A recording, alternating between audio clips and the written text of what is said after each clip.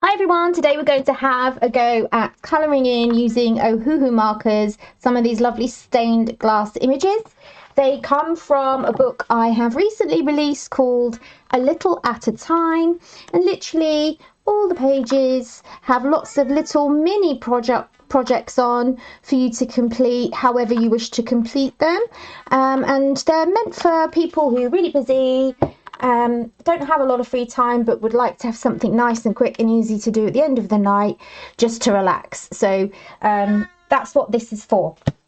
Okay, ignore my cat in the background. I'm not sure what he's meowing at, but he does it a lot lately.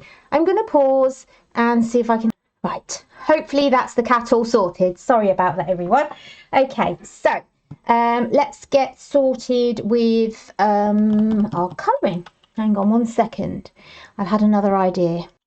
Okay, all I've done to kind of help me focus on this is move the screen so it's over there. So these tutorials, these sessions are all a bit new for me.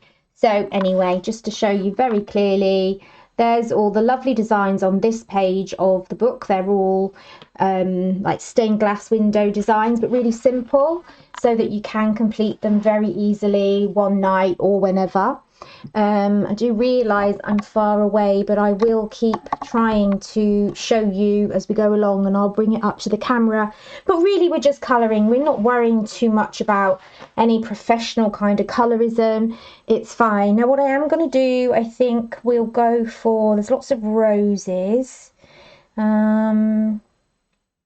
I think I'd quite like to just do a really simple one, so I think we'll go for this one, which is more like a tulip. So we could go for some more kind of lilac-y colours really. So I'm going to pull out some really light colours there, very, very pale. Well, they're not pale, but they're very purpley. What I'm also going to do, which I'll show you, is pull out what I have tucked in the bag of my ohuhu markers. This is what they come like, depending on how many you get. And then I've created a sheet here of all the different tones of colour, all the different hues. So here's my pinky purpley one. So I'm going to decide I want some, I've got R25, which is one I want. R13 might be a bit too dark looking at that. See if I can find it on here. See, it's very, very dark. I don't want that. So it's always good to look at your swatching.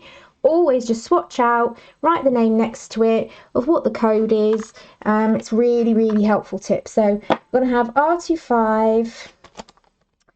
I quite like P3 because it's coming into the pinks a bit. So we'll go for P3 too.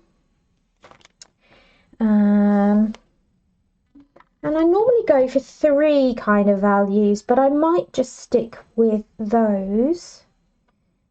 We could maybe go for, no, not blue, maybe something a bit stronger in the pink. So we've gone for P3, which is a really light pink. So we can go for something a little bit, we still want it to be light. Maybe we'll go, we can try, R12 is quite nice, R12. Yeah, R12. Let's see if I can find that. The problem is always then finding them. Right, so we've got our 3 shades for the actual petals. So what I'm going to do is take the lid off of all of them. That one's a bit grubby. Okay, so now I've got my 3 shades ready to go. So if I want to do any kind of blending in, then I can use the pens to do that. Now I think the darkest bit is always going to be at the bottom, and because the pink is kind of the darkest on here, as you can see, I'm going to go and put those in first. Then I'll come in with the next purple, and what I'm doing is I'm kind of flicking up and going into those pinks to kind of blend them in and up. And then we'll come in with the lightest purple at the top and blend that down. Yes, that's nice. And then what you can do, once you've put them all down to really blend them together, get the mid colour and go over the whole thing. And then that will really blend those colours in beautifully. So even that harshest pink at the bottom, can you see, hang on, has been blended in beautifully. So we've got those nice 3 shades going up like a gradient. And I love creating gradients on things. So then we just have to pop them away. So it's just finding the lids. I'm going to keep the colours out in case I want to use them in the background somehow. But we won't be using them again because now we're going to go on to our greens. Now I get my chart out again, make sure I get some nice kind of realistic greens but kind of nice and pale. I'm going to go for, I think, the GY42. That's 43.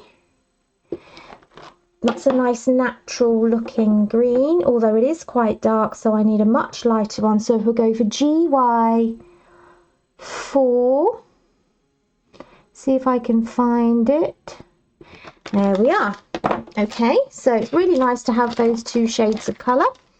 I am going to just have a quick sip of tea. Now, because it's stained glass, we don't actually need the 3 values of colour, which I always like to have, because it's quite simple. We're not really creating a 3D shape, we're just trying to create some nice colours. So I've taken the lids off, I've got my light and my dark. So again, I think the lighter colours I'm just going to put towards the end of my stained glass. And then the darker there, I'm just going to put a little bit of that dark down.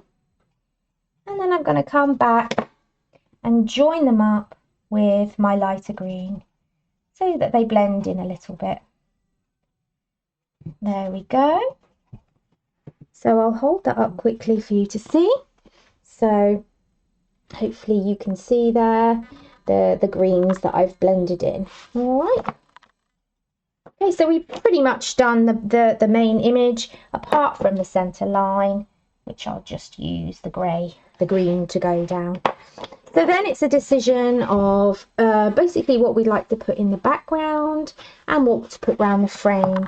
Now I am going to come back to our pinks and our purples. I think I'll just go for the purples. And we can use the brush end again. And very simply, sorry, I need to get in camera again. And very simply come in with the brush end and we just do 1 line. Okay, and then that fills it in really, really easily. Going to do the same with the other purple.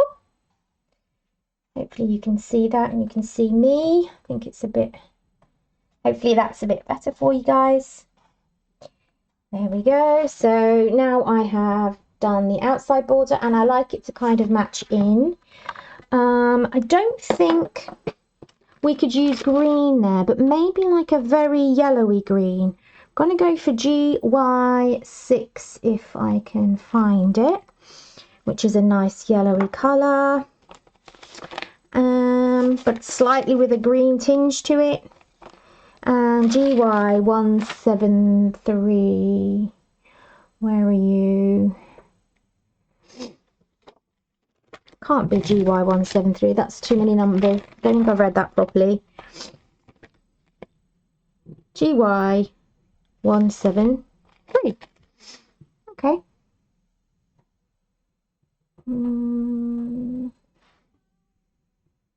Got 172, 173. Okay. I'm going to leave those all with the lids off for the moment. You can't see them anyway. Right, so again, we've got the fine end on the ohuhu and the brush end because I've got the brush markers. So I'm just going to go ahead and colour in the squares with the brush end. I'm not even, worrying about shading or anything like that. As you can see, although it was a yellowy colour, it has a slight orange tinge, green tinge. And so we'll come in with the opposite squares to the opposite squares. So that's that one done, as you can see, and then we'll come in with the other yet more yellowy green. I like how we've kind of kept the same tone. Sometimes you can have, oops, that should have been that colour. Sometimes we can have too many colours, too many different colours, and it becomes a bit confused. and a bit overwhelming. So it really does help to keep those different tones of colour to a minimum. There we go. So we're pretty much all done. Nice quick one for you. Obviously there's lots more on the page, but like I said, if it's the end of the day and you've had a busy day, you might be a parent and you've got the kids to sort as well, this is just a nice chill out before you go to bed.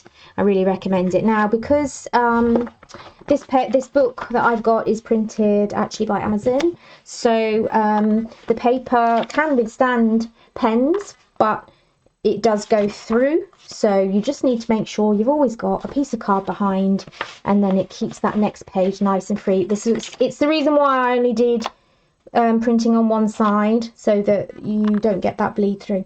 Anyway, please do subscribe so that you can be hearing about any of my newer videos that come out. Really appreciate all of your support. Those of you that are watching, subscribing, I'm so grateful. Thank you so much. And yeah, keep checking for any of the new tutorials. We did do the dragon last time. He's a cutie. I had fun with that one. So we're going to work our way through the whole book, as well as my other learn to draw, learn to paint books and kits. So yeah, don't forget to have a look at my shop too, because there's a lot there. Okay, thanks so much everyone. Have a good day.